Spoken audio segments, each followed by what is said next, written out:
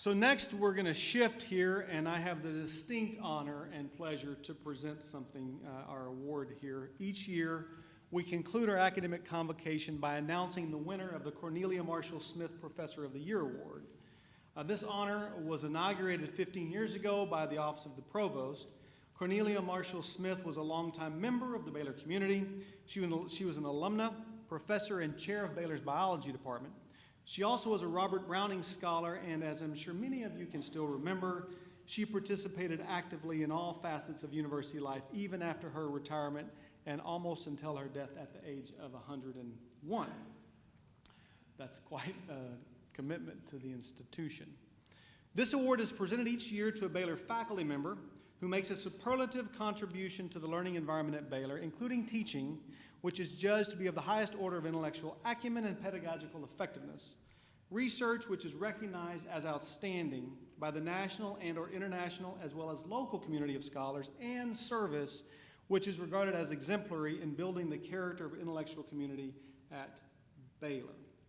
We solicit, and when I say we solicit nominations, Jim Benninghoff oversees this process, oversees the committee. He's actually in China with our computer science folks and asked me to present the award this year. We solicit nominations for the award from all faculty, students, and alumni, and the recipient of the award is chosen from among the nominees by a committee of 4 faculty members and the Vice Provost for Academic Affairs and Policy. That's Jim.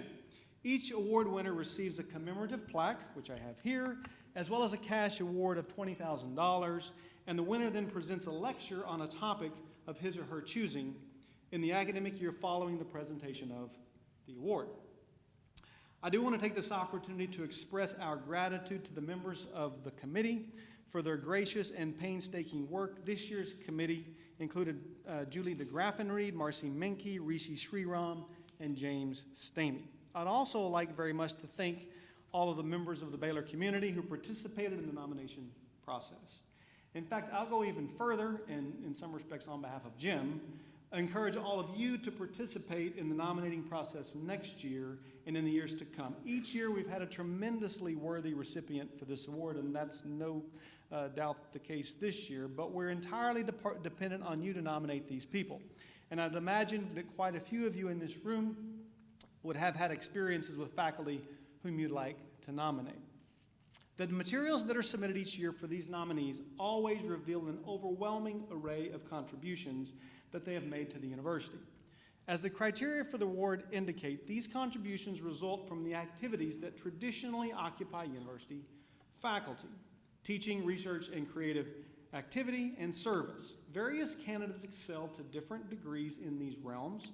Some are particularly renowned for their teaching, some have tirelessly served Baylor and the local and broader community, and some have made extensive and powerful contributions to research conversations in the United States and around the globe.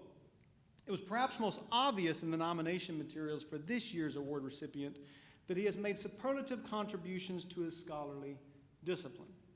Among his many achievements in this area are the facts that he has authored 18 books, 5 of which were published by Oxford University Press or Cambridge University Press, and he has edited or co-edited 8 more, as well as 3 series, and he has published more than 100 scholarly articles and review articles, in addition to numerous pieces for more popular audiences and countless oral presentations. His work has won numerous awards, and he has been the recipient of a number of significant grants and fellowships.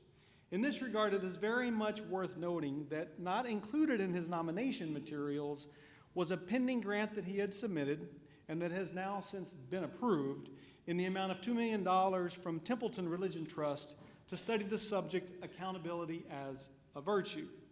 I believe that an announcement from the university is either gone out already today about this, or it will be going out soon. I could recite more facts about our honoree's scholarship, such as the fact that various of his books have been translated into 7 different languages, but it's also important to note that the ways in which his scholarship has always been central to his service and his teaching. All of these aspects of who he is reinforce and integrate with one another. He has served his profession as a member of multiple editorial boards of journals, book series, and other publications. He has acted as an outside reviewer for quite a few promotion cases. He has reviewed academic programs. He has participated in amicus curiae briefs for the Supreme Court. He has organized many conferences, seminars, and workshops, and he has served on the boards of several scholarly societies and been the president of 2 of these. This service to his profession at large has been complemented at his home institutions, Baylor for the last 17 years, but others before that as well, by numerous contributions of administrative leadership and vital committee work, and by a wide variety of administrative and teaching activities within his local church. Our honoree's scholarship and service has represented Baylor in an exemplary way to the local, national, and international community. But at Baylor, as we all know, it is of paramount importance that our faculty contribute to their students' lives in deep and lasting ways. And it is very clear that he has applied his considerable scholarly prowess to this endeavor. It seems most appropriate for me to illustrate this aspect of who he is with just a few of the many observations that students have made about his teaching in letters that were written in support of his nomination for this award. One of these, a senior, sheds light on our honoree's teaching style by saying, quote, "After a discouraging homework session spent trying to make sense of a difficult author, I can come to class and know that his discussion of the material will immediately help clarify my conclusion. But he does not accomplish this by merely lecturing at his students. Rather, he engages with his students and encourages them to tackle the difficult task of understanding complex questions." Another student, this one a former graduate student, explains how this approach to difficult questions helped him to prepare for his current position teaching at another university. Quote, "He taught me not only how to read difficult authors, he also taught me how to teach my own courses on difficult topics. For these sorts of courses, content mastery is not sufficient. Instead, the teacher must create a space in which students can grapple with questions and judge the answers for themselves." A third student, also a former graduate student, currently teaching at another university, reveals some of the investment that our honoree makes in his teaching. Quote, "He is such an expert on the things he teaches that he could probably do fine without any preparation at all, but his preparation is more extensive than any other professor of which I am aware. For example, the day he taught one of the central books of the course, he came to class with dozens of pages of handwritten notes that he had just taken. It came to light that he had read this book at least 50 times before and had written extensively on it. Nevertheless, he read it for a 51st time and took careful notes in order to prepare for that day's seminar."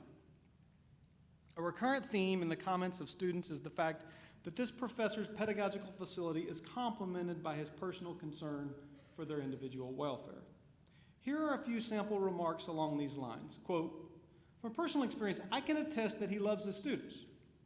I have good evidence that his meticulous preparation is motivated by love for his students and particularly by love for the God in whose image those students are created. He is clearly the kind of professor who takes a sincere interest in his students and their well-being. He consistently demonstrates a great level of care and concern for his students. He is very gracious with his time and is always willing to meet with students, both graduate and undergraduate." The observations from students about our honoree are so compelling that I'll let one of them, a senior graduating next month that was particularly impactful on me, conclude my remarks with her own conclusion. Quote, "In my time at Baylor University, he has been the single most influential professor I have had the privilege of studying under. He is the most encouraging and supportive professor and person I have ever known. As I reflect on my undergraduate career, I realize how fortunate I am to have studied under him and to have known him on a more personal level. His impact on not only me, but all of his other students is clear and profound. If I can have even half of the career Dr. Evans has had in professional and personal life, it would be a life well lived." As I've just given away, it's my great pleasure to introduce to you our 15th recipient of the Cornelia Marschall Smith Professor of the Year Award from the Department of Philosophy in the College of Arts and Sciences, Professor Stephen Evans.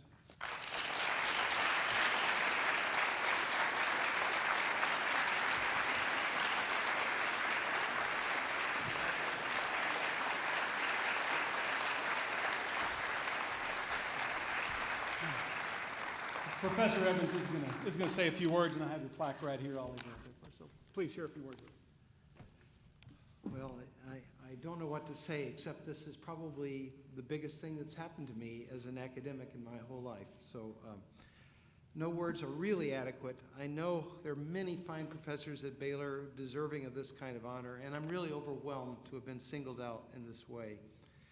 I never was able to meet, of course, Cornelia Marschall Smith, but it's apparent that she was an amazing person, a fitting exemplar for all of us, and so it's wonderful to be honored in this way. I want to say thanks to several people, my department chair, Mike Beatty, for nominating me. I think Mike tried to get me at Baylor many years before I actually showed up, so maybe it paid off. I also need to recognize and thank the many colleagues and students who I'm sure must have written letters, some of which you heard. And I also have to recognize and thank the love of my life, Jan Evans, who's here with me today. I would have achieved very little here or anywhere without her. And I also want to recognize and thank my sister and brother-in-law who drove all the way up from Pearland, Texas to share this moment with me today. So I'm very happy to have them here. Dee and David Mitchell are their names, right over there. So I've been part of the Baylor faculty since 2001. From the beginning, I realized what a great place Baylor is, what a privilege it was to be part of the Baylor faculty. And that's only grown. That sense has only grown in the 17 years I've been here. I know of no other university or college, at least within the Protestant orbit, that shares Baylor's mission to be a first-class university in which Christian faith undergirds and permeates all that we do. That unique mission has attracted a stellar student body, including the great students present here today, and a first-class faculty. I've loved my students here, both the undergrads and grads, and I've had amazing colleagues. And I'm very grateful that Baylor's program in philosophy, its doctoral program, which I came here to help start, has now produced more than 50 Christian philosophers who are teaching all across the country and all across the world. I think being a relative newcomer here, because 17 years in Texas is just, I realize, you've just got here if you've been here 17 years. Being a relative newcomer has made me acutely conscious of what a great gift Baylor's unique mission is. Perhaps sometimes when we're here day after day, we're tempted to take this for granted. Allow me today to offer a word of encouragement that I hope will inspire us all to focus anew on the privilege we have to be part of this. I'm going to share a brief story about how I came to Baylor. I was teaching then and serving as a dean at Calvin College. I was very happy. I had wonderful students and colleagues. When asked if I ever would leave, I used to say, jokingly really, I would only leave Calvin if my alma mater, Yale, offered me a position. Well, much to my surprise, in the academic year 99-2000, Yale did call me and invited me to apply for a position. I did apply, and even more surprising, I was invited to campus as a finalist. I returned home from the interview, and within a couple of days, I received yet another surprise, a phone call from Baylor Provost Don Schmeltikoff. Don told me he had heard that I had interviewed for another position, and he said if I was really open to a move, he wanted me to consider Baylor. A few days later, Jan and I were both here on the Baylor campus interviewing, and soon afterwards, we were both offered positions.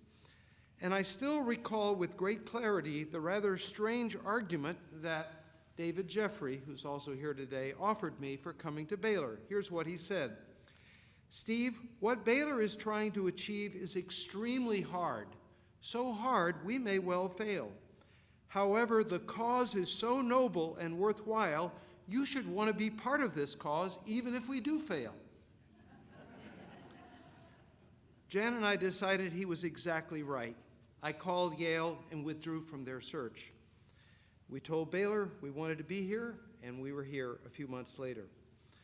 What I want to do, finally, is just to repeat and amplify both parts of what David Jeffrey said to me 18 years ago. The task we face is very hard.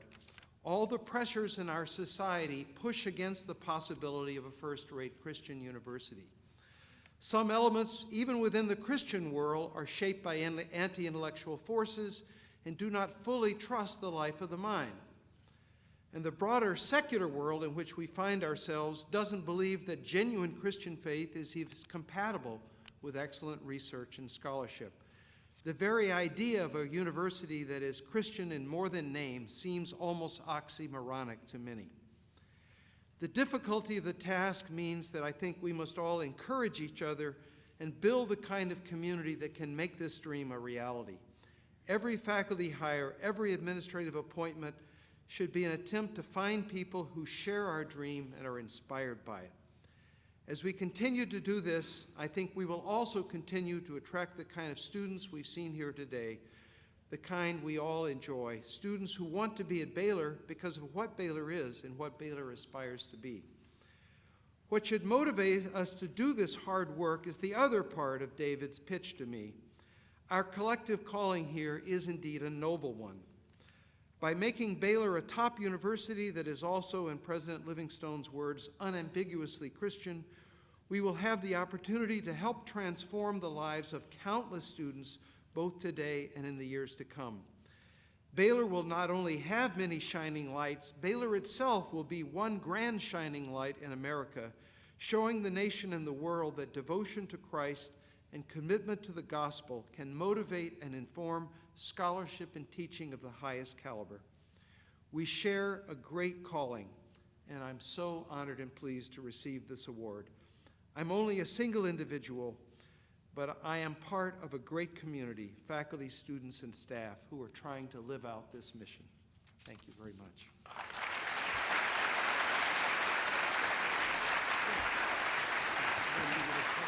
Thank you so much.